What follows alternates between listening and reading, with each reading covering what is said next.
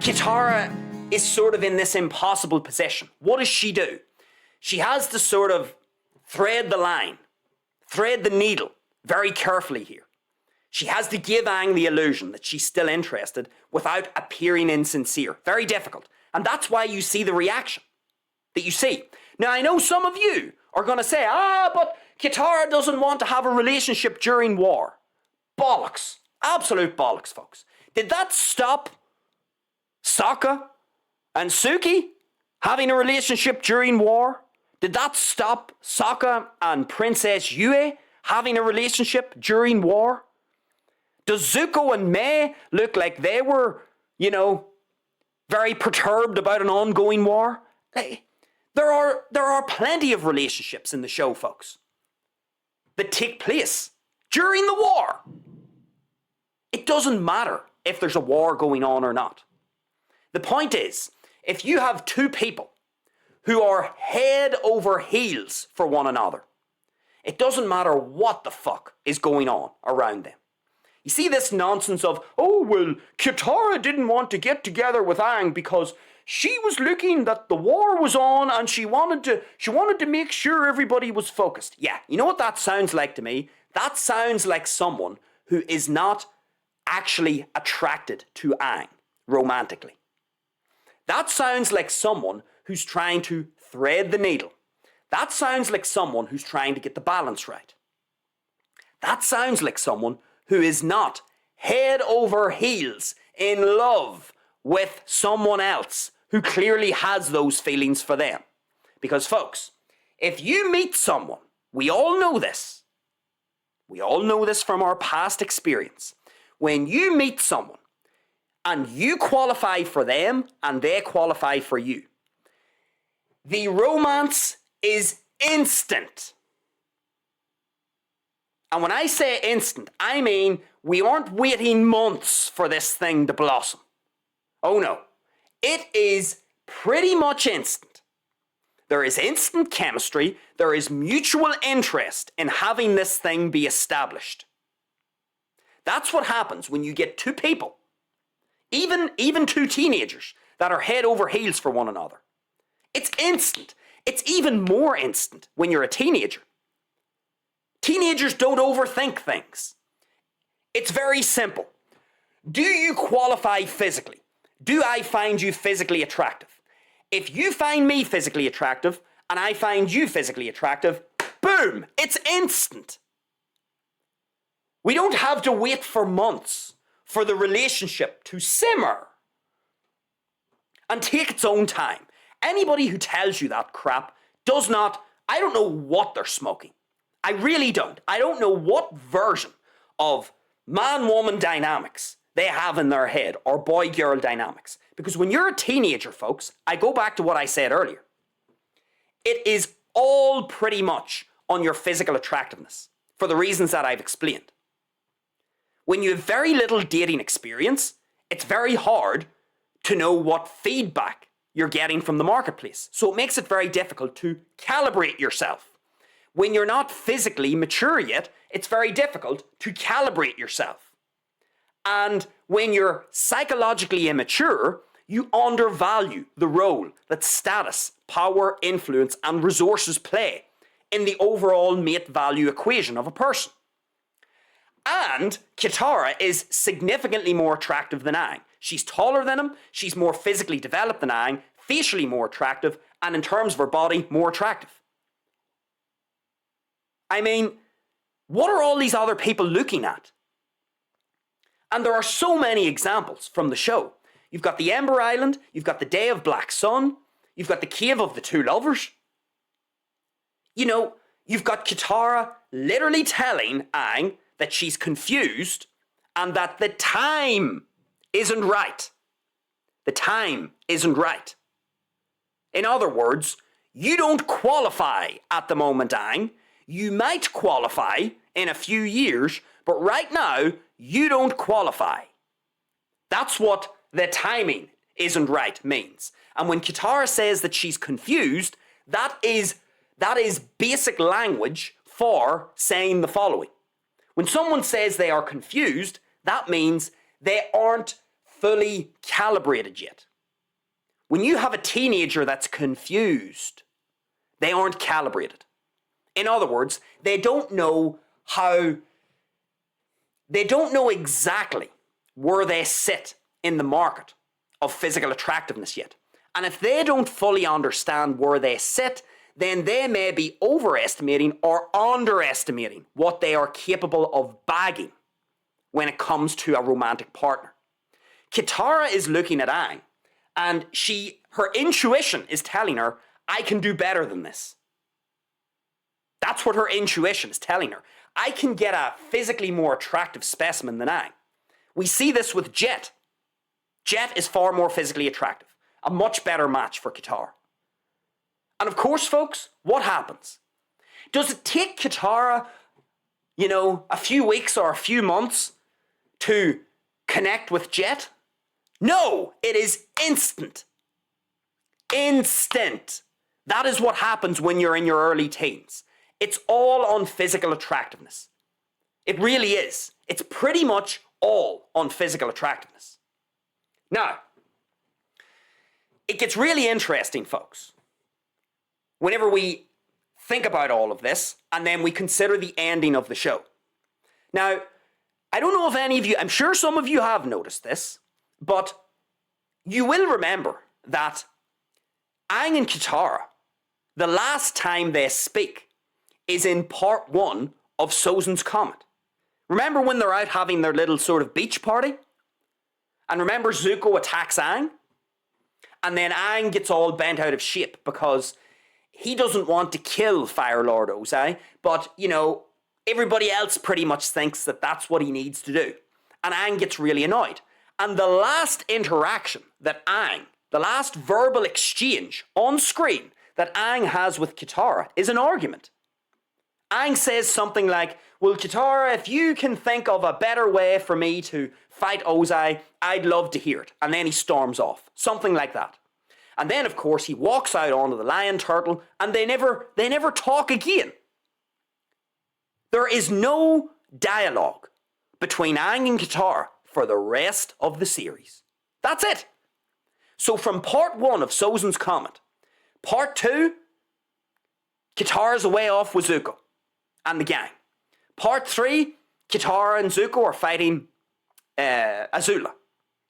Part 4, Aang and Katara never speak. The only thing that we have is this scene at the end where Aang goes out onto the balcony, Katara comes out behind him, they don't say a word, and then they have their smooch. Has anybody ever noticed that? Has anybody ever noticed that the last time Aang and Katara talked was an argument, and from that point, the writers deliberately, I have to assume, they deliberately decided to show zero interaction between Aang and Katara. Zero. Until the last scene. Now, if you've understood and followed so far my logic, I'd love to know where I've got things wrong. Put it down in the comments if you think I've got something wrong. Because, if we think about teenage relationships, all of you folk out there who are analysing Aang and Katara from the perspective of an adult relationship, you are viewing this incorrectly. You need to look at it from the perspective of a teenage relationship, early teenage romantic relationship. Folks, when you've got one party significantly more attractive than the other party, Katara is at least an 8 out of 10, Aang is a 5. Katara is more physically developed than Aang, and she's also more mature than Aang. Katara isn't calibrated. Aang isn't calibrated. Neither of them have actually reached their full physical maturity or their full psychological maturity. They aren't calibrated. They haven't had experience in the dating market. And this all makes sense, folks. Katara's absolute hesitation completely makes sense for 2 reasons. Reason 1 being, she isn't attracted to Aang romantically. If it walks like a duck, paddles like a duck, sounds like a duck, it's a duck. The writers are literally giving us dialogue between the two where Katara is clearly rejecting Aang. She clearly doesn't see him as a romantic partner. And even in the cave of the two lovers, and perhaps actually I could argue here, that again, in the cave of the two lovers, even though the story goes that it is romantic love that causes the pathway to light up, that causes the tunnels to light up. Again, Aang is the avatar. And this is a spiritual magic world. It doesn't work like our world here in reality. So, do you actually need both parties to have the same burning, intense romantic love to light the pathway? Or in magic avatar world, is it just enough for the avatar, the most powerful person in that world, to have strong feelings for someone else, and for that other person to have a very deep bond with Aang? Is that enough to just cause the lights, the pathway to light up out of the tunnels?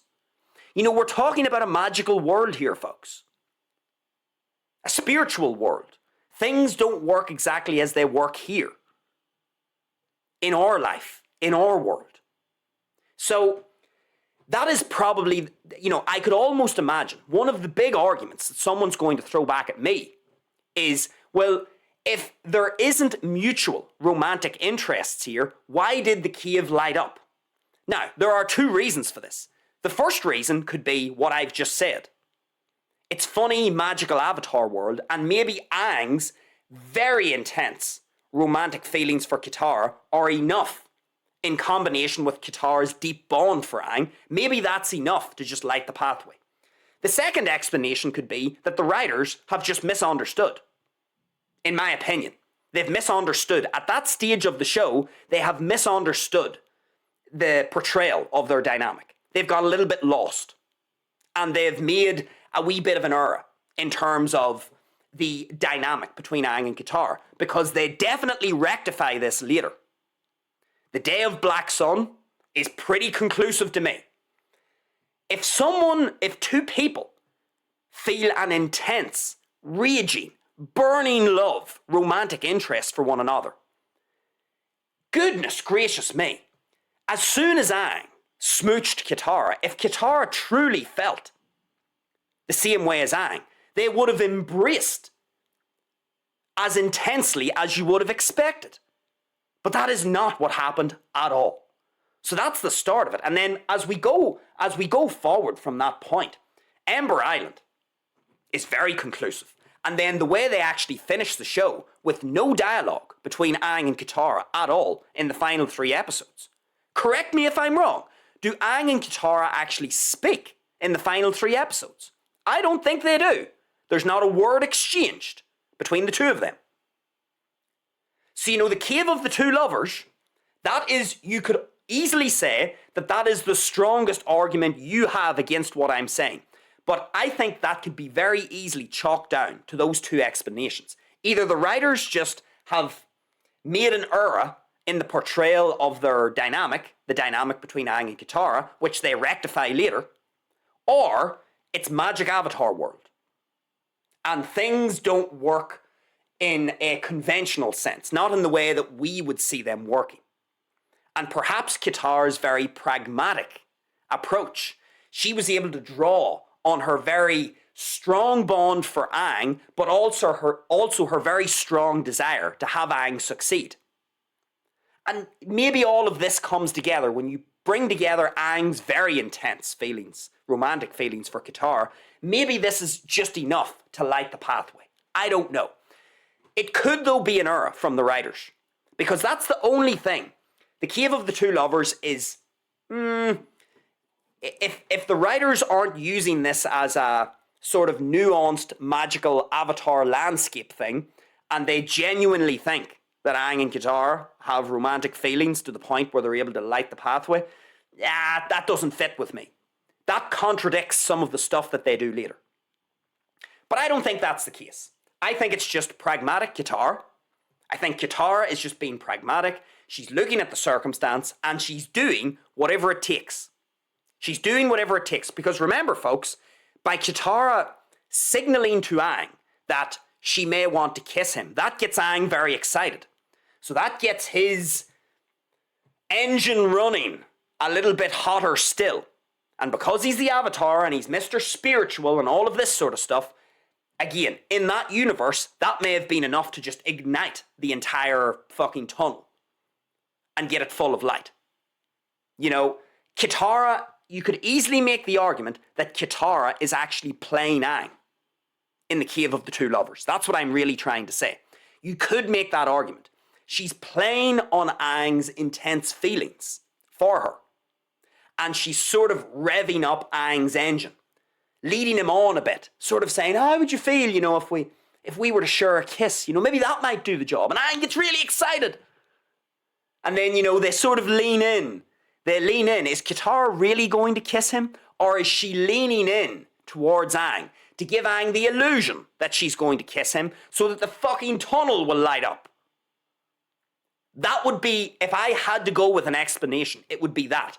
I really think this is just another example of Katara threading the needle, doing what she has to do to get Aang into the position that he needs to be in to take on the Fire Lord. Because as I've already said, a demoralized, dejected, rejected, depressed Aang is an absolute disaster going into this final battle. A complete disaster. We see, whenever Aang is with, what's he called? Guru Patik? Is that what he's called? You know, the guru that helps Aang to open up his chakras? You can see Aang is head over heels for Katara. Completely head over heels. He really is. He is so invested in a relationship with Katara.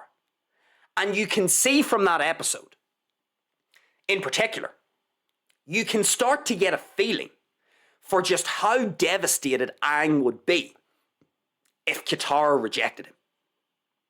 And you know, that's the thing. I think Katara is, she's astute.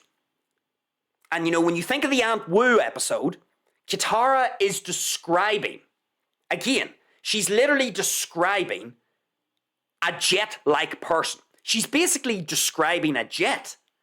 You know, someone like Jet, someone like Zuko even. When she's talking with Aunt Wu, you know, she isn't describing Aang. She's not describing a 12-year-old who is 2 years younger than her, more physically immature, more psychologically immature, and needy and desperate. Because Aang is needy and desperate. He knows that he doesn't qualify. You know, deep down, he knows that it's an uphill battle. We even see this in book 2.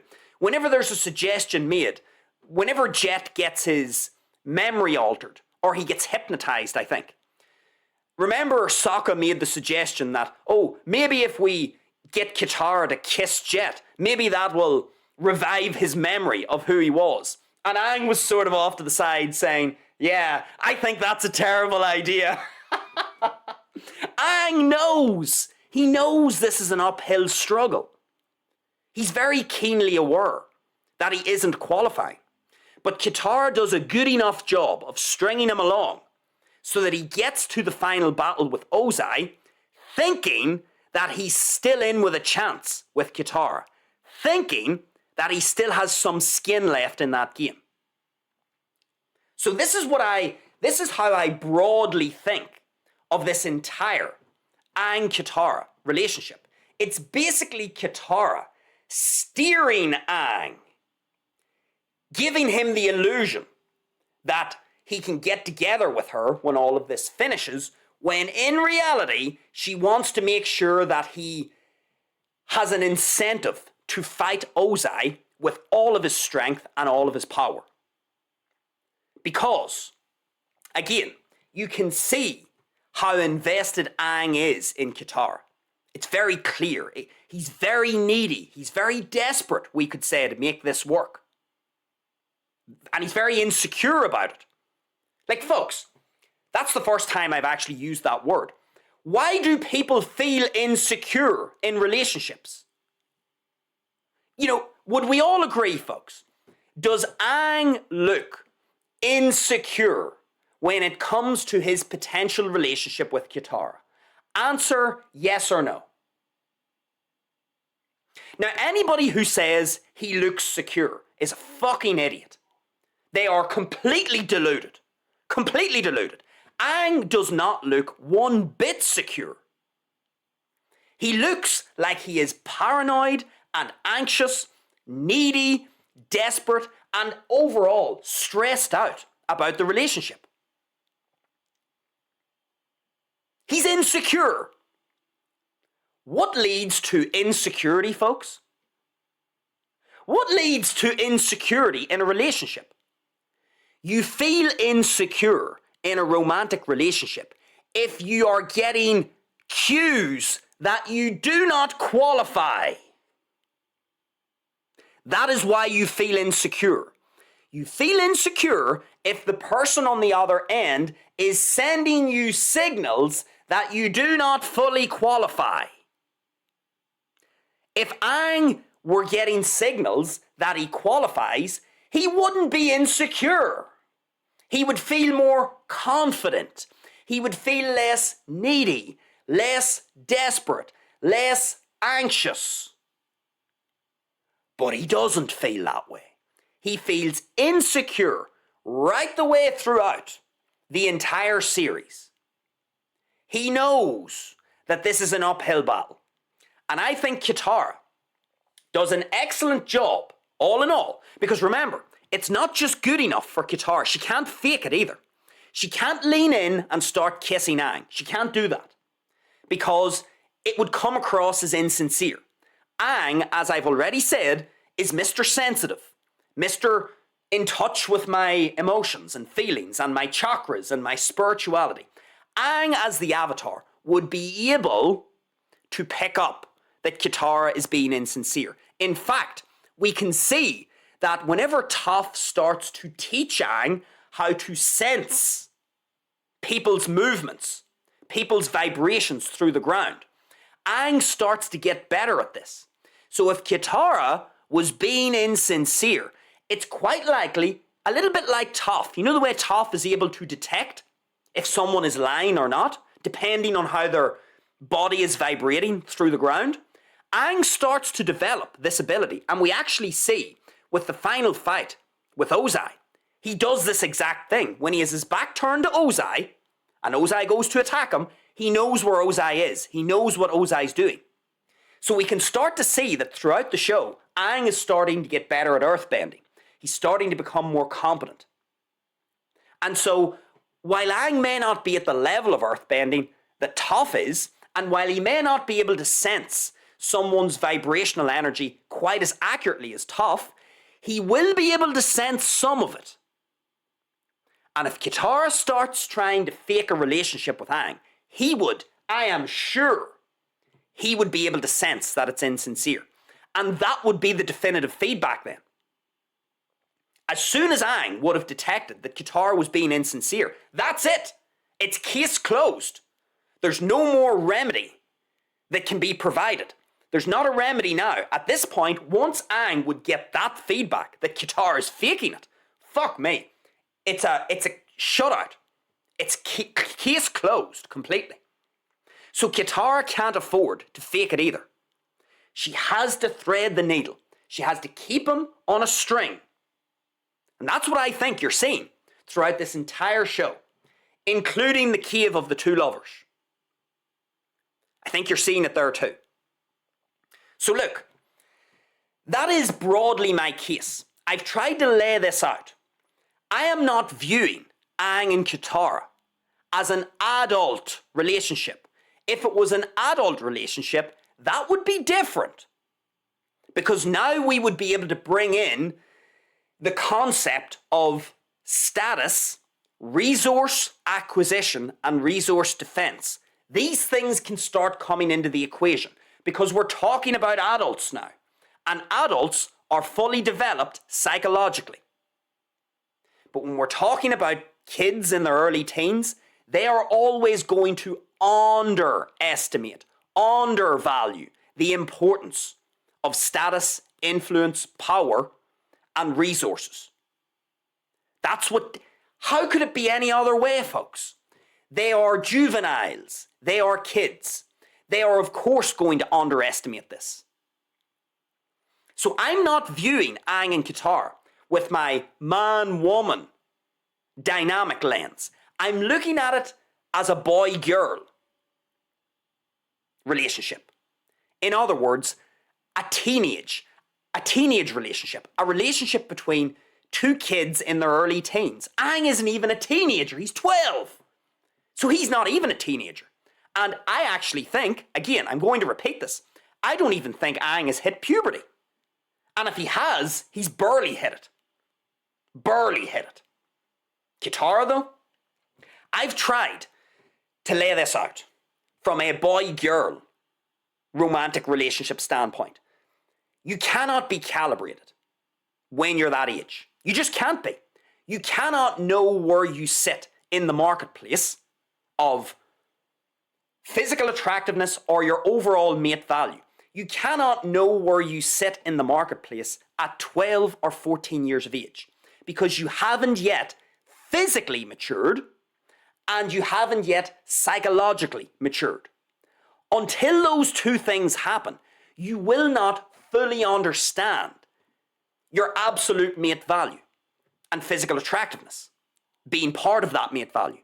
And also, when you're 12 or 14, like Aang and Katara, and it's your first relationship, this looks like it's Aang's first relationship, and it also looks like it's Katara's first relationship. When you're dealing with teenagers in their first relationship, they have no experience in the dating arena, which means they do not have a sufficient sample size of market feedback. And if they don't have sufficient feedback from the dating arena, they aren't going to be able to fully calibrate. And this is why the dialogue is great. I love the choice of dialogue by the writers. I think the choice of dialogue is fabulous. Katara says she's confused and that the timing isn't right. What more is there to say? And then, yeah, Aang and Katara never exchange words beyond part 1 of Sozin's Comet. There's never an interaction. There's never an exchange of words. Does that look like two people who are head over heels in love with one another? Folks, as soon as the war would have finished, would it not be logical to think that if Aang and Katara mutually, if there was a mutual love interest here from both parties, would it not be logical to think that as soon as Ozai is defeated, that Katara would be all over Aang? Would that not make sense? You know, the war is now over. So, you know, for all those people out there who say, oh, Katara, you know, she just didn't want to get into our relationship because the war was on. All right. So see, when the war finished, why was she not all over Aang?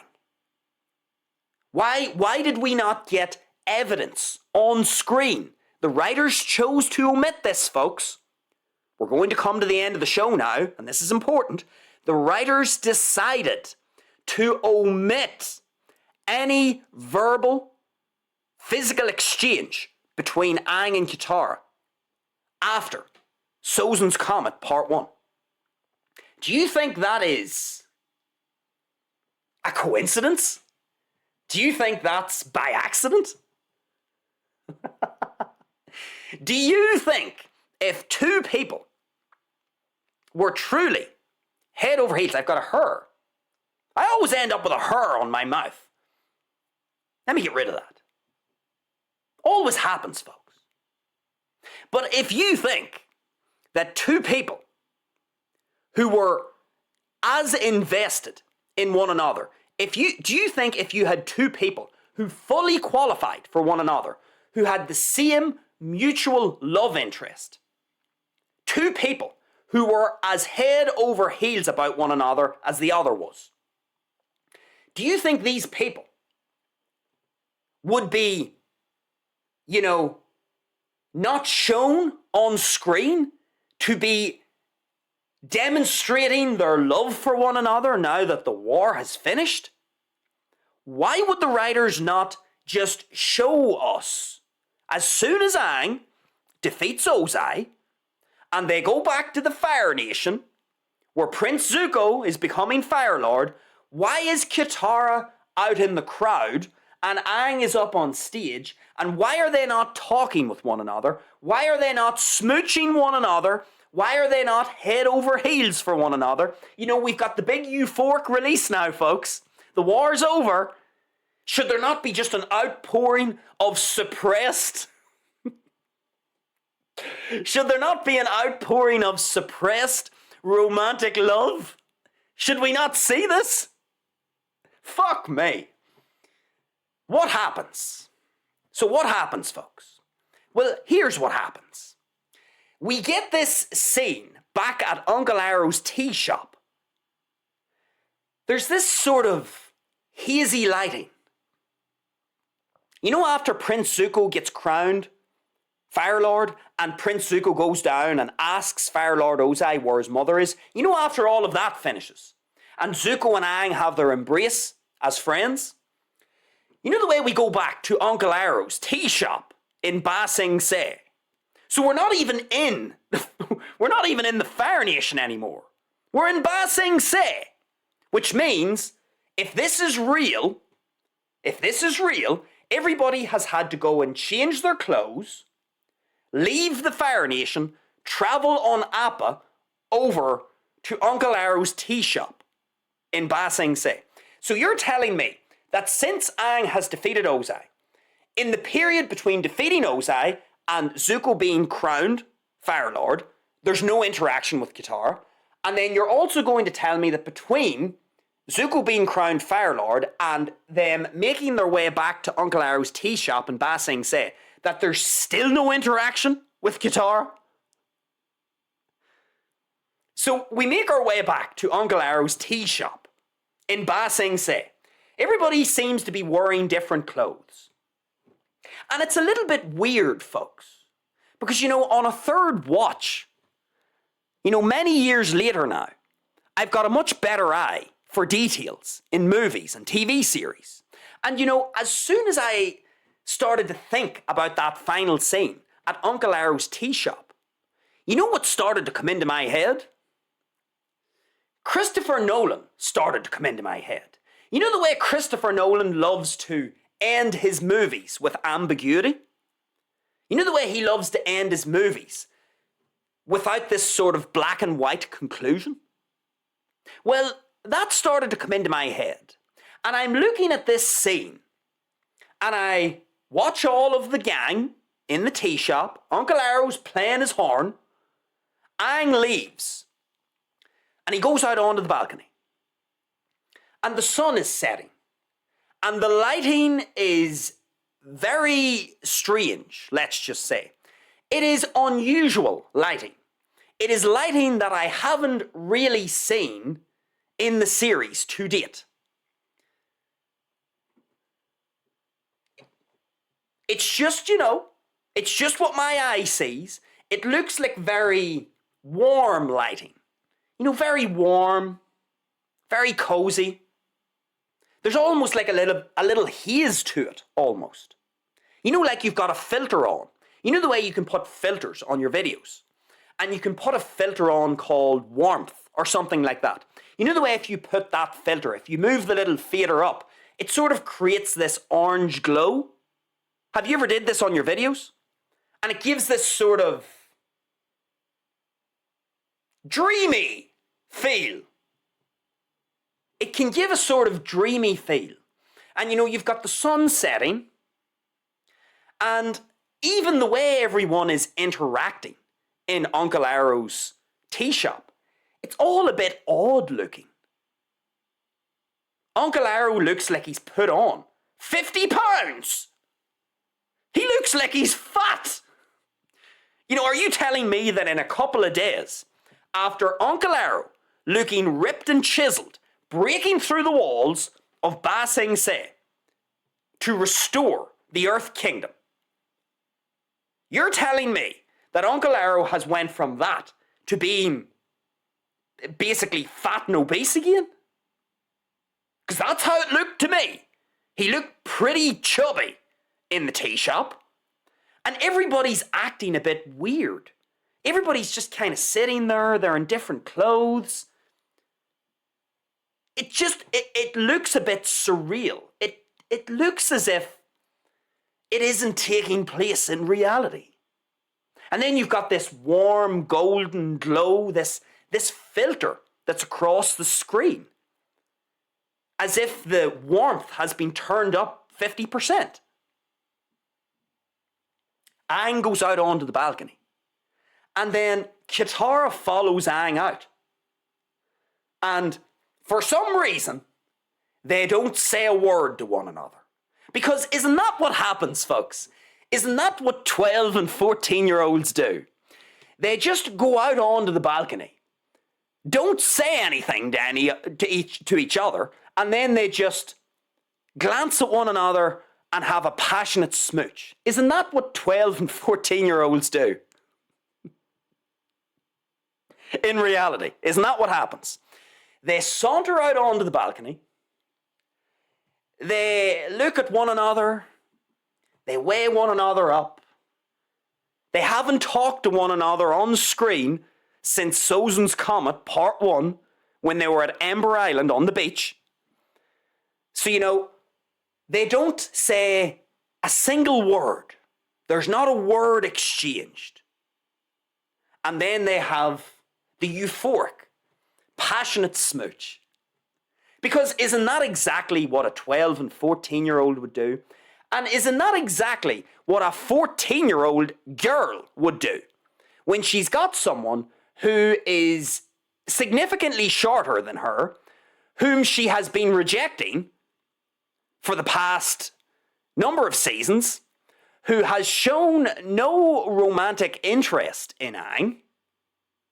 Whenever Zuko asked Katara if Aang's gonna have the guts to take out his father, Katara had a big stony face, focused on the job. Aang will take care of that. He has to take care of it. There was no emotionality in Katara's face. She didn't look like she was concerned for the love of her life. Not at all. But yes, that's right. Despite all that happening, and despite what happened at the little theatre show on Ember Island, Katara saying that she was confused and that, the timing wasn't right. All of a sudden now, you would just walk out onto the balcony, not utter a word, and because you're taller than Aang, you have to fucking kneel down to kiss the dude, and that's what you would do. Because that's what teenagers do. What world are we living in here, folks? Because let me tell you what I think. We have been given evidence throughout the entire show, and this is for me the genius of the writers of Avatar: The Last Airbender. We have been given evidence, and a lot of it, throughout all of the seasons, that Aang frequently falls into a dream state. He does this frequently. He did it with Monk Gyatso. He actually does it. He actually does it in an episode in Book 3. Remember, it was called Dreams and Nightmares or something? Remember the episode where he keeps dreaming of Ozai? He keeps dreaming of this version of Ozai that he's fighting. He's having a nightmare, I should say. Remember in that episode, Aang fantasizes about kissing Katara. The seed has already been sown, folks. Can you not see it? The writers are literally offering the off-ramp. They are offering the alternative. Throughout the entire show, Aang frequently falls into a daydreaming dream state in general. He daydreams, and at times he literally will fall into a dream state. And he will invent stuff in his mind that actually hasn't happened in reality. We literally see it, folks. Aang conjures a scene in his own head whereby he takes Katara and kisses her in his own head. And you'll remember what happens in that episode. Aang's doing all this in his head, and Katara's off to the side going, Aang, what are you doing? And Aang gets snapped back into reality again. And he goes, nothing, I was just dreaming of something else. Folks, the writers have been planting this seed all along. As far back as book 1. Aang hallucinates, he daydreams, he falls into dream states, he falls into nightmare states. This happens all the time. He goes into the spirit realm as well. You know, how often is Aang actually not in reality? Sometimes he's in the spirit realm, sometimes he's in his own head. In other words, everything isn't always as it seems in Avatar world when it comes to Aang. Aang will frequently make stuff up in his own head.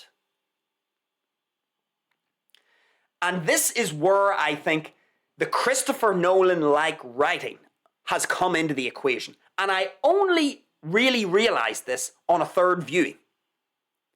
Because there has always been a strangeness when you think of it. There's a strangeness about Aang and Katara's relationship. And there are these people online that fucking make up these convoluted explanations as to why they are a good couple. Makes no sense. It really doesn't. Not from boy-girl relationships as teenagers. It really doesn't. So there's always been this strangeness. But whenever I rewatched Avatar for a third time, it made sense to me. I just didn't pick it up before.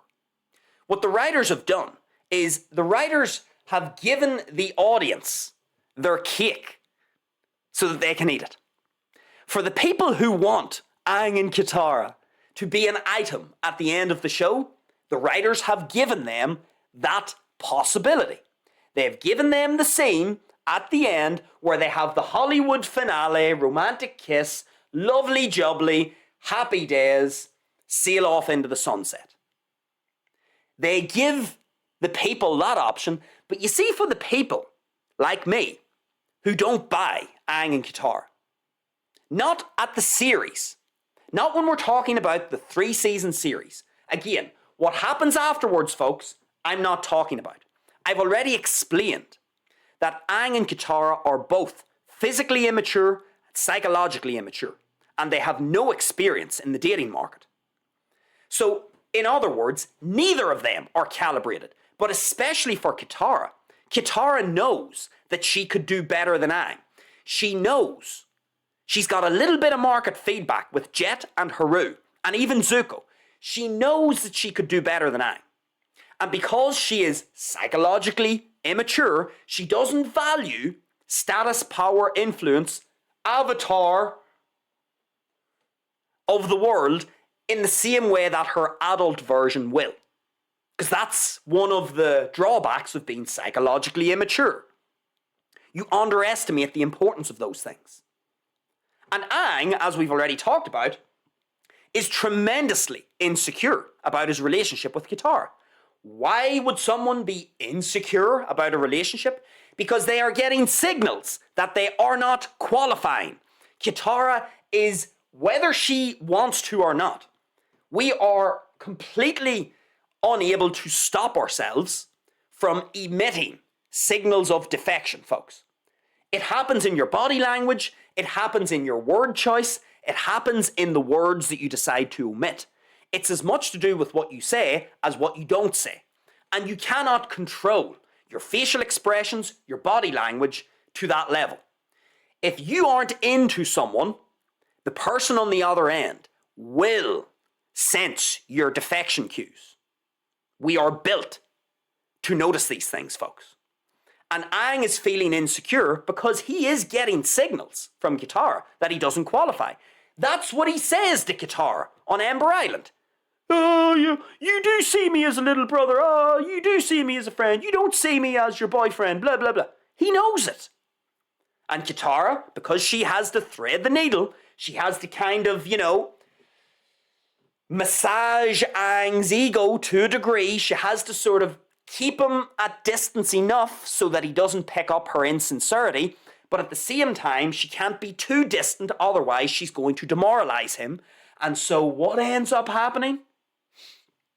By the time we get to the end of the show, folks, when we think about boy-girl dynamics, when we think about what Katara has said to Aang throughout the show, when we think about how insecure Aang is, when we consider that Aang and Katara are shown to have no on-screen dialogue for the last 3 episodes, literally the climax of the show, Aang and Katara do not talk to one another. They don't even really have a meaningful interaction beyond the final scene, which I think is a dream. Surprise, surprise, folks, we've made it there after an hour and 53 minutes. Folks, the final scene in Avatar, to me, makes perfect sense if we view it as a dream.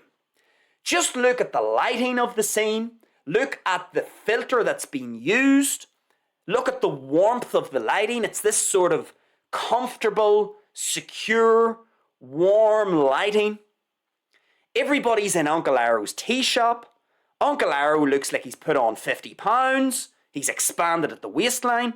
Everybody in Uncle Arrow's tea shop has changed their clothing. They're no longer at the Fire Nation Temple or the Fire Lord's Palace. Everybody's acting a bit weird. Aang and Katara go out onto the balcony. They don't talk to one another. They just look at one another. They have a wee blush, and then they have a smooch. The sun sets. It goes to white. Notice that, folks. It goes to white. As soon as they kiss, it goes to white, and it says the end. Folks, to me, this is a dream. Aang, we have been given evidence throughout the entire series from season 1 to season 3. We have been given ample evidence that Aang conjures up little notions in his head.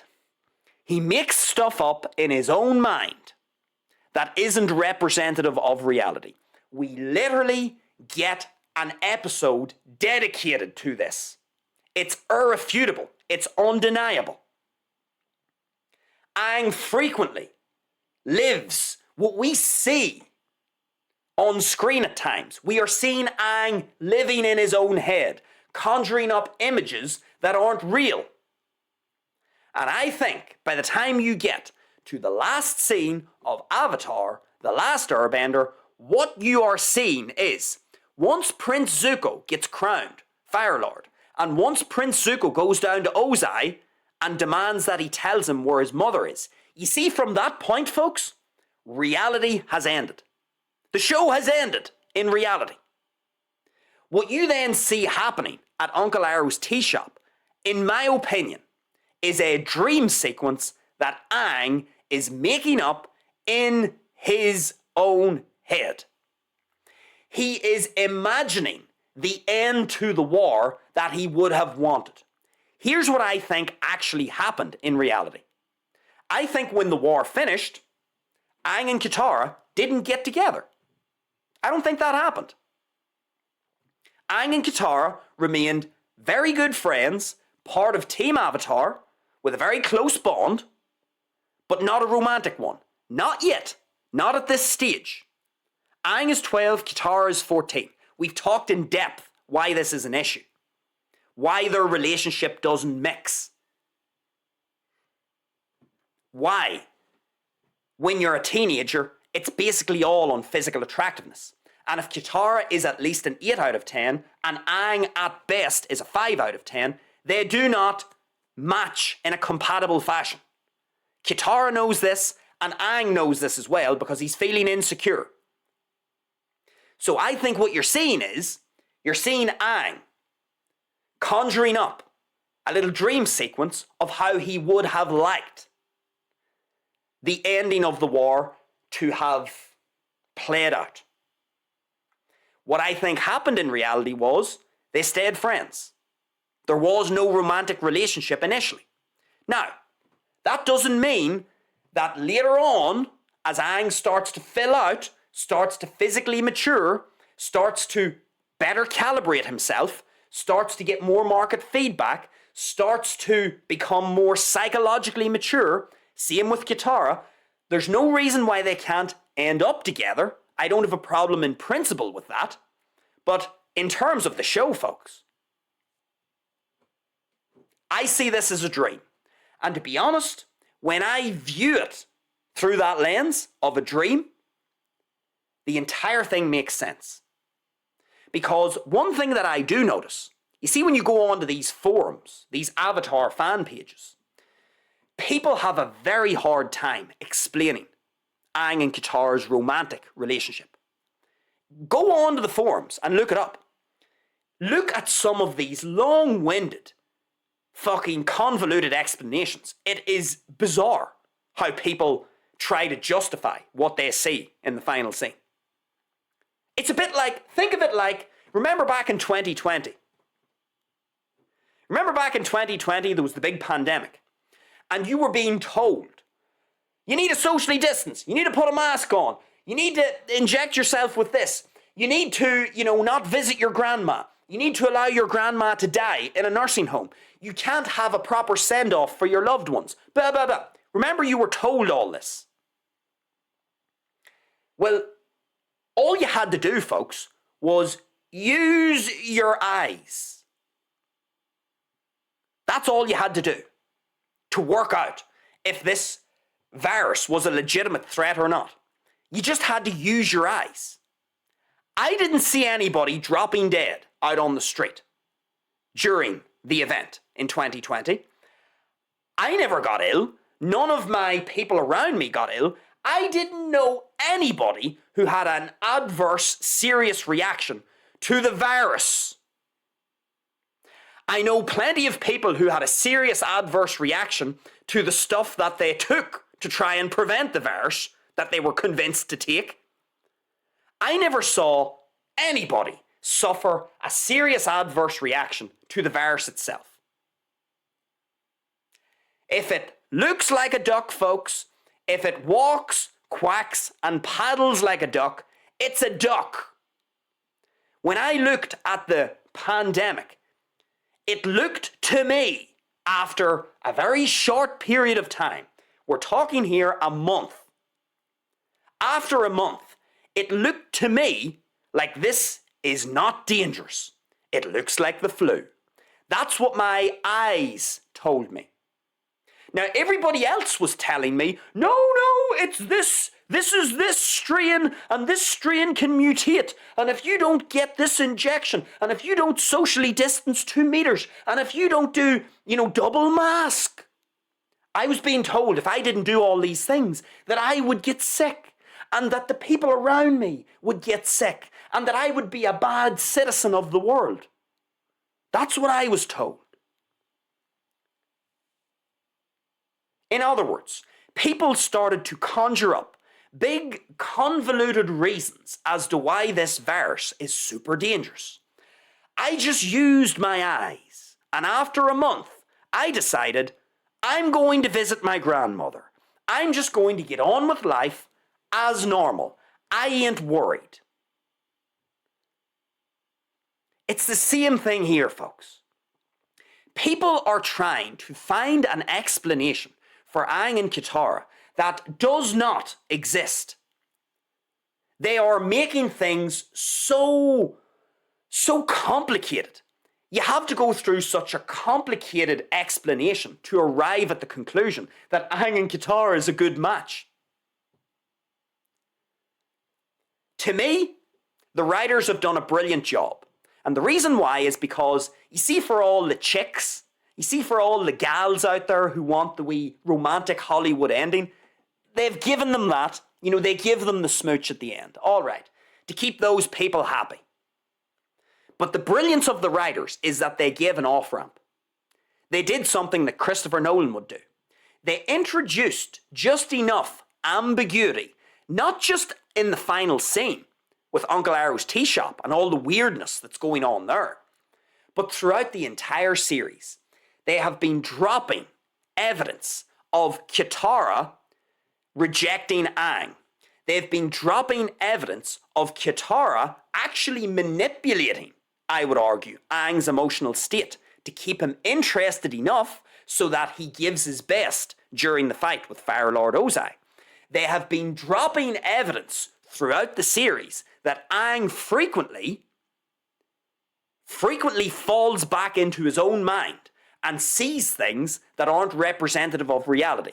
He has nightmares that aren't real. He has dreams that aren't real. He has hallucinations that are not real. So the writers have been very cleverly paving a little off-ramp, a little alternative explanation to explain what we see at the end of the show. And whenever I look at the entire series as a whole, and I bring in what we would typically expect from a teenage romance, and how teenage romances tend to work. And let me just remind you, teenage romances are based largely on physical attractiveness. Not on status, not on resources, not on power, not on influence, not on being the avatar, no. Immature minds don't value that in the same way that they value outright, raw, visceral, sexual, physical attractiveness. Teenage minds are far more interested in finding someone who matches physically, who qualifies physically. When we get into adult relationships, that's different. Status, power, influence, and resource acquisition and defense are very important for the man. We've talked about this a shit ton on the show, folks. Go back through the channel. You will see loads of case studies, loads of episodes where we talk about man-woman dynamics and about how important acquiring and defending resources is for a man's mate value. For a man's mate value. Aang is a boy. He's not a man. Katara is a girl, not a woman. And there are fundamental differences in terms of physical and psychological development between men and boys, between women and girls. And that leads to relationships and behaviors within relationships that look distinct. Why is it, folks, that most teenage relationships end up in heartache? Why does this happen? Think about it. Why do most teenage relationships end up with someone having their heart broken? I'll explain it very simply. Calibration. One or both parties have discovered that they actually qualify for someone who's more attractive than the current person that they have. And what ends up happening? They dump the person. This comes from experience, market feedback. That experience and feedback from the marketplace in the dating arena allows you to calibrate. If you are an 8 out of 10 and you're dating a 6, but you're getting signals from other 8s and 9s out of 10 that are interested in you, you're going to dump the 6. Of course you are. If you're a teenager and if you're a teenager, let's imagine you're a teenage girl who's an 8 out of 10, like Katara. And let's say you're dating some dude who's a 5 or 6 out of 10. But because you're inexperienced and because you haven't fully developed yet, physically and psychologically, you're not fully calibrated. But let's imagine when you start going out into the dating arena, you start to get signals from other boys who are 8s and 9s out of 10. Do you think that's going to change your perspective towards the 5 that you're dating? Of course it is. You're going to dump him. Because you're getting feedback that you could do better. And when you get feedback that you can do better, you recalibrate where you are sitting in the marketplace. That 8 out of 10 girl might have incorrectly thought that she was a 6. And that's why she's dating this dude who's a 6 or a 5. But once she starts to go out into the marketplace and starts to get feedback from other dudes, from other boys, and once she starts to realize, holy fuck, I can do better than this 5. I can do better than this 6. I'm getting feedback from boys who are 8s and 9s. I'm going to dump them. Cue the teenage heartache. You know, the poor 5 or 6 out of 10 boy, he goes home weeping and crying. And it can happen the reverse way too, folks. I'm just using this as a basic example. So, folks, I mean, that's what that is why there's so much turbulence in people's teenage years. Why? Why is there so much heartache? Why are teenagers unable to correctly assess the person on the other side who they are dating? Why does it more often than not end up in heartache? Because they aren't calibrated. And if you've got a conscientious young girl like Katara, a very attractive but conscientious young girl like Katara, you would expect her, given how conscientious and smart she is, you would expect her to not just outright dump Aang. That would be inconsistent with her character. You would expect someone like Katara to say something like, I'm confused. In other words, she's not telling Aang outright that he's rejected. She's trying to make it out like, oh, it's nothing to do with you, Aang. It's just I'm confused. I'm confused, Aang. No, it's not that I'm rejecting you, Aang. It's just I'm confused. Leave it with me, Aang. Give me a little time to sort of process my emotions. The timing isn't right. This is exactly what I would expect from an attractive, conscientious, smart young girl who has a young boy interested in her. She doesn't want to break his heart. She doesn't want to be mean and cruel, but she knows that she needs to keep the young boy interested so that he can accomplish the task in hand. That is exactly, from my perspective, what Katara is doing. Her brains and her conscientiousness will have her thread the needle to try and essentially obtain the outcome that she wants to obtain, which is defeating the Fire Lord. And if that means manipulating Aang's emotional state, so be it.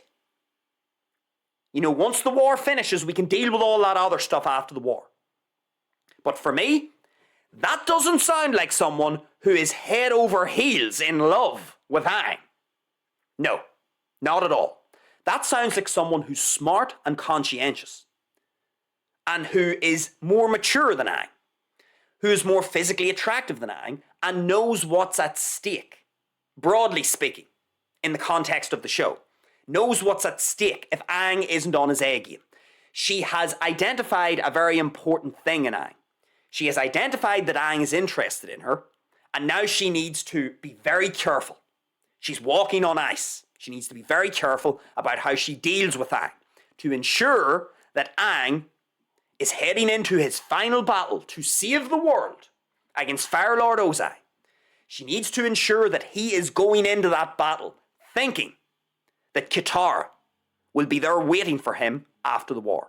And I think what you're seeing in the final scene of Avatar, The Last Airbender, I think what you're seeing is, you are seeing an exhausted Aang. Because remember, Aang didn't just defeat Fire Lord Ozai. He energy bended Fire Lord Ozai. That's never been done before by an Avatar. I don't think it has. And you'll remember what the lion turtle said to Aang.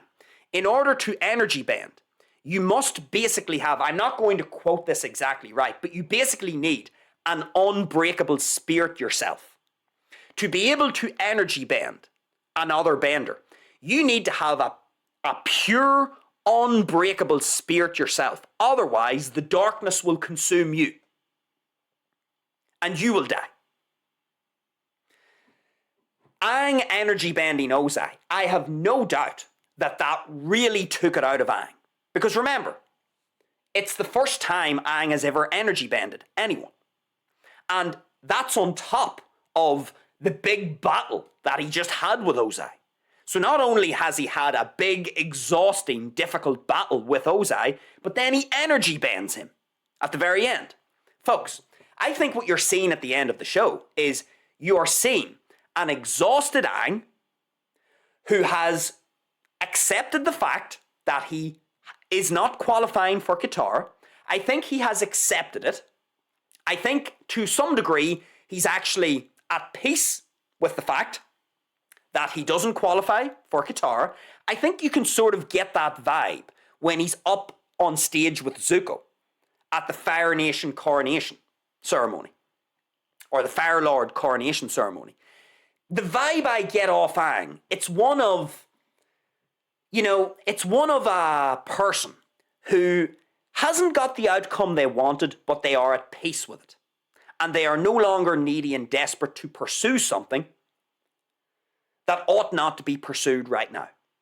Aang sort of looks like he has made peace with the fact that he's not going to get with Katara. And I think that's why the writers don't show any on-screen interaction or dialogue between Aang and Katara.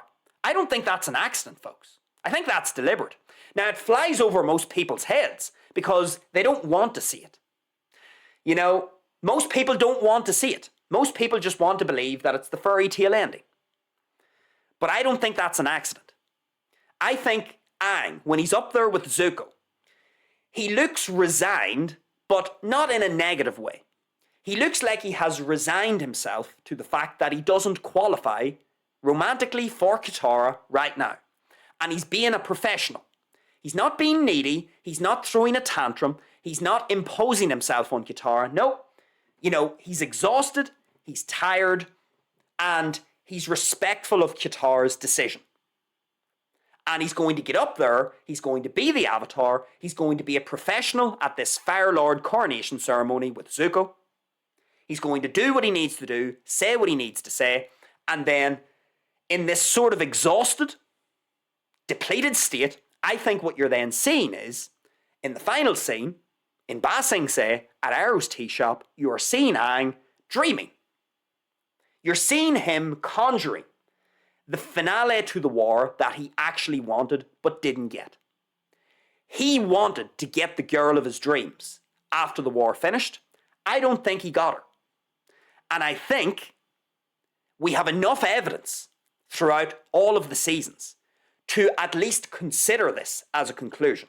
To at least consider that Aang is fabricating the scene that he wanted to see play out in reality.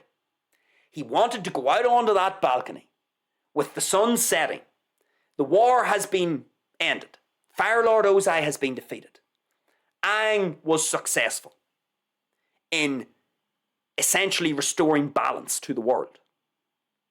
And I think what you're seeing is, you're seeing Aang play out in his mind the final piece of the puzzle that was actually missing from reality. The final piece of the puzzle being that he gets together with the girl that he always wanted to be with. And I think it's a dream. I don't think it's real. When we look at the lighting of the scene, when we look at how the characters are presented, how they are acting, when we look at how Aang and Katara interact during the scene, no words exchanged, just glances and a final kiss.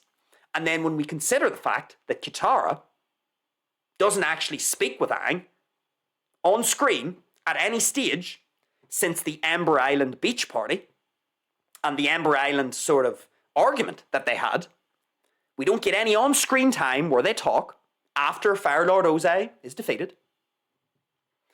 When we pull all this together, folks, I cannot see how this is a scene that's based in reality. I cannot see how Aang and Katara's final scene is actually based in reality. It actually looks very improbable. It's the most likely explanation from my perspective.